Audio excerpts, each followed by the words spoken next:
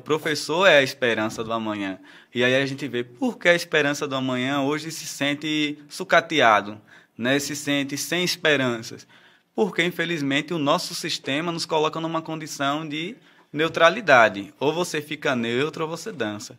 Dança no sentido de que o professor que tenta abrir o olho do aluno ali para a questão política, ele já está levando para a questão partidária.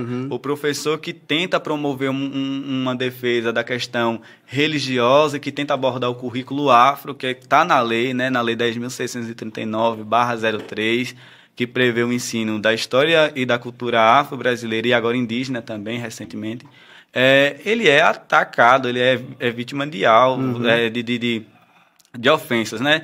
E aí a gente viu recentemente ocorrendo próximo de nós, em Salvador. O professor que vai mediar uma aula, que vai falar ali da origem da nossa história, ele é cancelado, ele é anulado. Isso numa escola pública, talvez a gente consiga apaziguar, porque a gente está falando do ensino público, que é mediado dentro de todo um sistema. Já na rede privada, na particular, acredita muito, ainda existe essa ideia de que é a família que vai decidir como é a educação do seu filho. E não é assim que funciona, não né? Era para ser assim, né? A lei brasileira, a Constituição Federal, ela vai dizer que não é assim que funciona, não. Todos nós estamos regidos aí pela Constituição Federal. E é ela que vai dizer como é que a gente também deve agir. Então, assim, lembra da história do 9 e tal? É a Constituição também que garante que o meu ponto de vista talvez não seja certo, mas eu também posso falar sobre ele. Sim. E você também, mas desde que haja o princípio. Então, o princípio do respeito. Então, assim, a Constituição garante isso.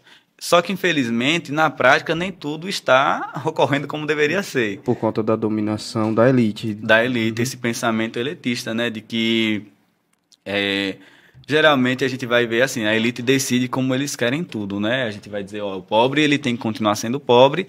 E, para isso, a gente vai, então, fazer o quê? Ofuscar os meios que promovem um pensamento, então, a criticidade. A escola é essa ferramenta, é esse lugar mesmo. Então, não existe, eu acredito, é um pensamento meu, e eu acredito que muitos colegas meus pensam igual, que não existe um espaço mais importante socialmente do que uma escola. Então, assim, onde tem uma escola, a gente também tem ali um instrumento de transformação social.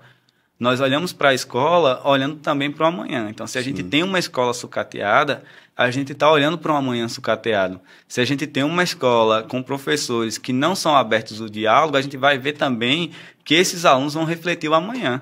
No amanhã eles vão serem pessoas que não vão conseguir sentar aqui num podcast falar sobre isso. Para trocar uma ideia. Para trocar uma ideia, entendeu? Então, assim, é um espaço mesmo de construção, mas que deve se ter muito cuidado, né? Essa construção não é a minha verdade que deve prevalecer dentro da escola. Nós estamos regidos pela Constituição Federal, que assegura que é direito de todos participarem, que assegura também o respeito, que assegura a equidade, a inclusão. E aí a gente precisa, eu acredito que frear os nossos princípios, né? Como eu disse, eu defendo as minhas bandeiras, mas dentro da sala de aula eu tenho que entender que as minhas bandeiras são minhas, mas que eu devo levar elas em pauta, mas com um determinado cuidado, que pode ter pessoas ali que defendem outros princípios. E aí a gente vai lá dizer, mas que tem que ser princípios que respeitam os direitos humanos. Eu não posso dizer que... Eu não vou nem falar para não dar ideia, né? Mas, assim, algo negativo, eu não posso acreditar que isso é correto. Então, o que é que nós respeitamos? Algo que também respeita os direitos humanos. Todo mundo tem que ser respeitado dentro do seu pensamento. Se você não respeita todos, aí a gente vai, então seu pensamento aí já não pode ser levado a diálogo, né? Não vou dialogar com alguém que queira ofender outra pessoa.